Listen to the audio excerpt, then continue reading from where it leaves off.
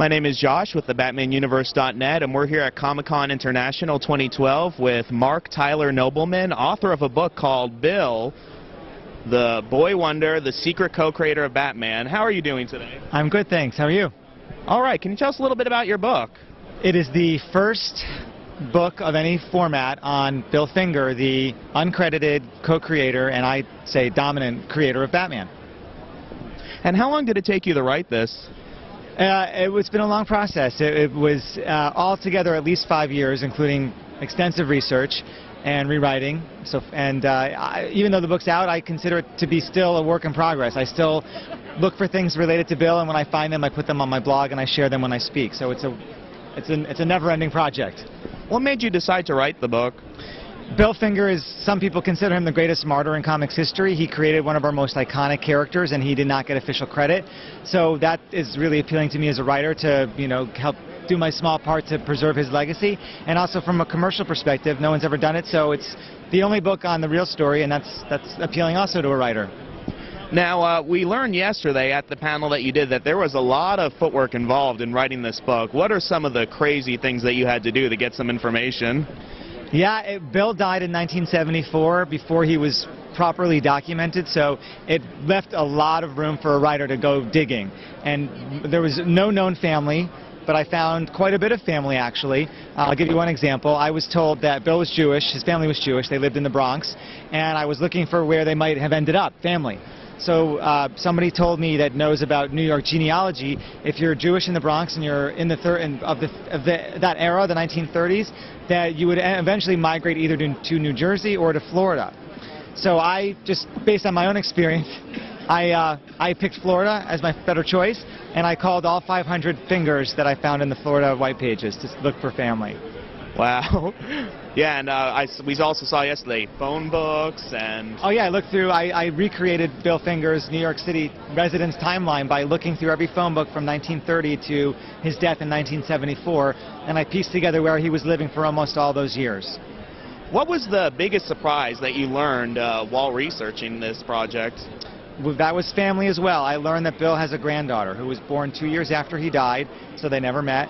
And she is the lone and previously unknown heir to Bill Finger, which in my mind makes her the heir to Batman.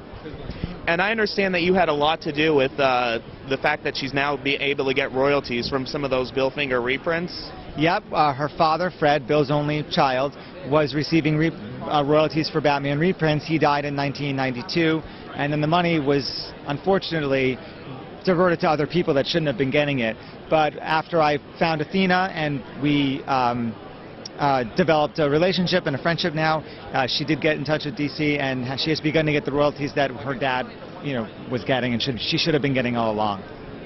Another interesting thing that I did not know about was that Bill was very, very close to being able to get a credit in the 1989 Batman movie. What happened there?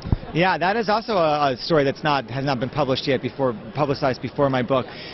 Bill married twice in life, and his second wife, they actually divorced before Bill died, but she tried to get him credit in the 1989 Batman movie, and it seems like she got close. I have documentation that shows that Warner Brothers appeared willing to do it, but at the last minute they backed out. Yeah, the rumor was that they found out that she was his ex-wife, and... Right, that's what she remembers, is that they found out that she was not his wife at the time of his death, and so that apparently made a difference. Even though she was willing to waive all, she was not after money, she just wanted Bill's name to be where it belongs. It was all about legacy for her, which is really very sweet and very to her credit. Did you get any cooperation with Warner Brothers or DC Comics while working on this? When I started the project, I did tell them that I wanted to do this and asked if they would be supportive of that. I wasn't looking for an official endorsement. I was not looking to do an authorized book. And I'd already done a book with a DC character. I did a book called Boys of Steel, The Creators of Superman, which is a similar format. And that went very well. They weren't actively involved. No one reached out to acknowledge it, but when I did meet people through the comics world, everyone was very kind about it. So I did want to do the right thing, and I went to DC first, but they were not involved with the production of it. We just adhered to fair use, which means that you can't show Batman on every page. You have to, obviously everything I wrote is factual, I can back it up, and we had to be very careful about the use of the licensed images. And we were, as far as I'm concerned. Now, a lot of people, when they talk about the Bob Kane, Bill Finger story, they're very, very quick to paint Bob Kane in the, villainous light. I was surprised yesterday at the panel that you were a little, more lighter and forgiving on him, and you said that Bill was as well. What is your take on Bob Kane? Well, I wouldn't say that I'm forgiving of him in any way, but I just don't like to vilify people. I never met him, and I was raised that you don't judge unless... you don't judge people, and you certainly don't judge people that you haven't met. But to find good talent and surround himself with that and get them to work for him, which takes skill. But on a creative level, I don't have anything positive to say about him. And on a personal level, I find him to be, I can only repeat what people told me about him. He was not a nice guy. He was not a likable guy. He was an exploitive guy. And, I just think that toward the end of his life, he started to develop a small conscience about all this and felt guilty, but too little, much too late. What are some of the biggest myths about Bill Finger that are out there that you would hope to dispel, and I guess that you would hope that people would learn in your book?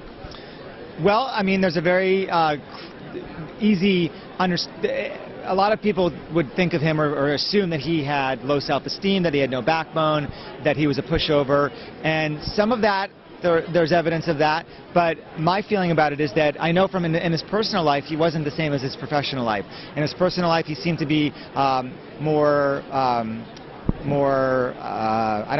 stronger and maybe more outspoken. And in his professional life, I think he was just the ultimate professional. He was just a very respectful and deferential to the people that he was working for. He actually was late with his work a lot, which that's not a myth I can dispel. He was tardy, but it was because he was working so hard on these scripts. And to his credit, these editors that he was late for they didn't stop working with him. They still wanted his work because he was so good. They would tolerate lateness because the work was great. And one of the other myths about Bill is that he was an alcoholic. And everyone I spoke to that knew him well, these are people that knew him very well, no one said he was an alcoholic. They said that he drank, but everybody of the era in that world drank. And I'm sure at times he had drank to excess, like we all have at one point or another, but he was not an alcoholic. He died in 1974. There was no sign of there was no toxicology about alcohol in his blood or his bloodstream. He had 3 heart attacks. I don't know what the cause of those were, but as far as I'm concerned, he was not an alcoholic and he was not a pushover. He just was a different type person in his work than he was in real life. Well, Mark, thank you very much for talking with us today. Can you show your book and yes. And the Bill Finger? Yes, this is the book, and this is a promo thing I gave out to remind people that it wasn't just Bob. In fact, it really wasn't Bob at all. And I gave these to people that wanted to help me prove Bill Finger's role in Batman to a wider audience, and I want people to hold this up whenever they see the words created by Bob Kane. So let's see if that actually happens. And what's the website where people can find your book and your blog at? Well, the book's available anywhere books are sold, independent bookstores and Amazon and anywhere else, and Barnes & Noble, of course. And my blog is Noblemania, so just Google Noblemania and you'll get my blog. All right. Hey, thank you very much for talking with us. Thanks for having me.